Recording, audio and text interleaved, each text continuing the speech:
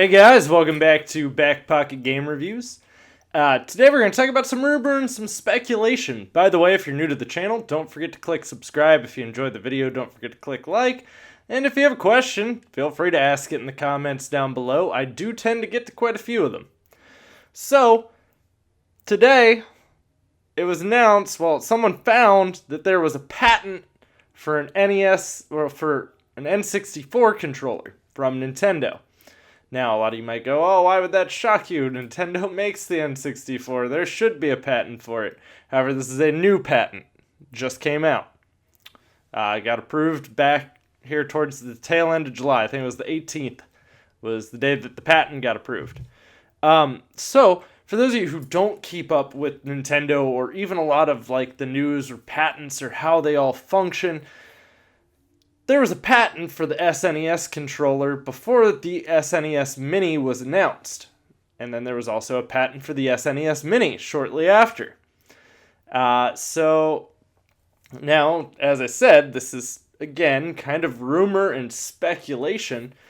But I wouldn't be too shocked if shortly here you see a patent go live for a N64 Mini or an N64 Classic, whichever you really want to refer to this as here, which would probably be like the most amazing thing that could happen to anyone. N64 was obviously one of the biggest turning points in consoles for a lot of us. It was really where you saw stuff go from these 2D to 3D realms. So it was a huge jump for console technology at the time. Also, some of the most iconic Nintendo games that we still talk about and still play and hold in such high regard to this day originally debuted on the N64. We're talking Super Smash Brothers. We're talking GoldenEye. I mean, GoldenEye was very revolutionary for its time, especially for the FPS genre and especially on console. Perfect Dark, which was essentially a more adult GoldenEye. Mario Party. The first Mario Party was on there. Yoshi's Island, which was similar to like a Yoshi's Island game from back in the day. It's called Yoshi's Story on the N64, and you don't have a baby Mario that flies off. There were just so many amazing games that were on the N64. Some of these are games that I can look back on fondly and tell you that I have hours that I spent playing them. Shadows of the Empire was one I can instantly point out to you was one of my favorite games as a kid. I even liked the Episode 1 Pod Racer game. It was, again, one of those games that I was just really enthralled. I was a huge Star Wars fan. Still am. But, obviously I like the Star Wars ports. So, and I would love nothing more than to see them make an NES or N64 Classic, which really wouldn't shock me at this point, seeing the trend that they released the NES Classic. They had the SNES Classic. So next holiday, we might potentially be getting an N64 Classic. Now, in hopes for things that I would like to see on that, I would love to see it still have the 4 controller connection ports, where all 4 controllers can go in. I don't know if they would do this or not, but I would hope for the Rumble Pack to be built into the controllers for the N64 Classic. And I mean, there's just so many games that I would love to see on there. And there's so much potential for what all they could put on there. I mean, we're talking Ocarina of Time, Majora's Mask, Star Fox 64, the Mario Party games, Mario Kart, Super Smash Brothers again, Kirby 64. I don't remember it might have been called the Crystal Shards. I don't remember the name of it.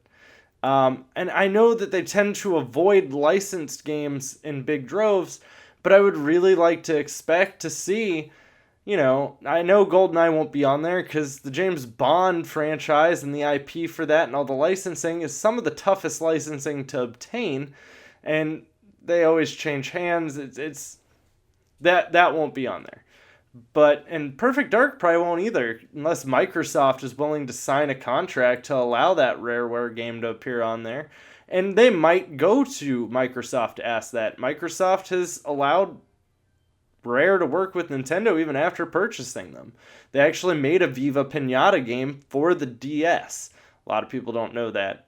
but there's a Viva Pinata game that's out for the DS. So I don't know everything that would be on there. I have high hopes for what I could see, and eventually we'll do a video that's talking about, probably break it down to like 25 games I would like to see on the N64 Classic, or Mini, whatever you want to identify it as. But I definitely think that would probably be their biggest seller out of all of these. Don't get me wrong, I have a lot of fond memories of the original Nintendo and the NES. I have my NES Classic right back there, along with my Raspberry Pi hooked up.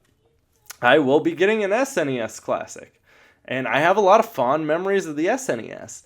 But the N64 was like my first console that I got into when the consoles released. It is still one of the most regarded consoles talked about to this day. Back when most of my friends were in college, if I went into a dorm room, there was normally an N64 right there in the middle of that dorm room. That was really the turning point for local multiplayer. For being able to play on one console at the same time, that's insane. At least at that time. I mean, now that's not really... I mean, actually, to this day, that would still be pretty insane. I mean, if we're talking like back in the day of the 360 and the PS3, no, that was pretty normal. That was the norm. You had stuff like that. You had party games and whatnot. Nowadays, that's not as common anymore. Obviously, split screen, and we're too focused on graphics, so we have to push these graphics, and unless you picked up Call of Duty, they still have multiplayer, but when you play their multiplayer, it looks worse than a 360 game split screen. I don't know.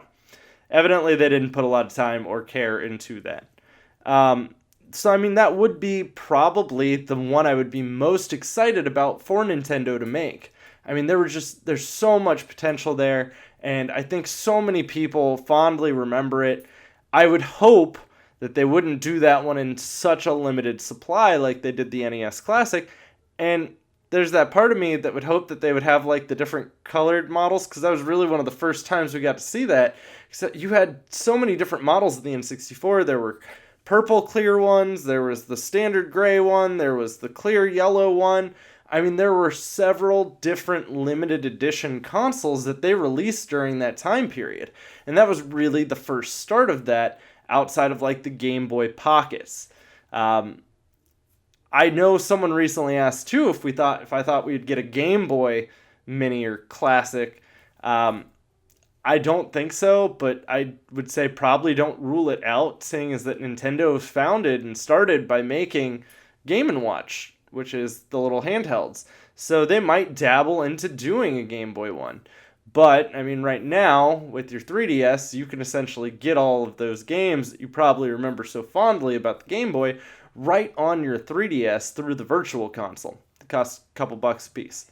Now, normally when they do the, like, SNES Mini and stuff like that, it tends to be cheaper than buying all of those games on the Virtual Console, which is kind of hard to wrap your mind around, because when you think about it, you're buying a piece of hardware.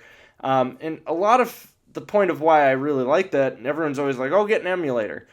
There's something about playing the game with its original style controller. And I get that they make a lot of USB controllers that can emulate the feel and the style of the original, but it's still not quite the same. Close, but not quite. And there is... I don't think I would be more excited to see any other console for Nintendo to make that way. So fingers crossed that this patent turns out to actually be more than just a flash in a pan or a rumor. And I mean, it was a pretty reliable source that I saw the patent news on. For those of you who don't know where I get my news feeds, I use Appy Gamer, and then I have it pull in from a whole bunch of different sources. Check out Appy Gamer. It's available on Android, I know for sure. I would think it's probably on iDevice. Obviously, most stuff that's on Android is on iDevice. So, probably. But, guys, let me know what you would like to see on an N64 Classic down in the comments below. And I'll put a poll here in the cards asking if you would be excited for an N64 Classic. Because I know I would. That would literally be... I mean, that was the first console I got, like, on a Christmas, like, while it was still brand new, and it was super hard to obtain. You know that video of the kid who opens the N64 and he freaks out, like, he loses his shit? That was me. Not literally me, but that's how my Christmas that year went. Very fond memories. But guys, stick around, stay tuned. I'll have plenty more content coming for you soon, and we'll see you guys here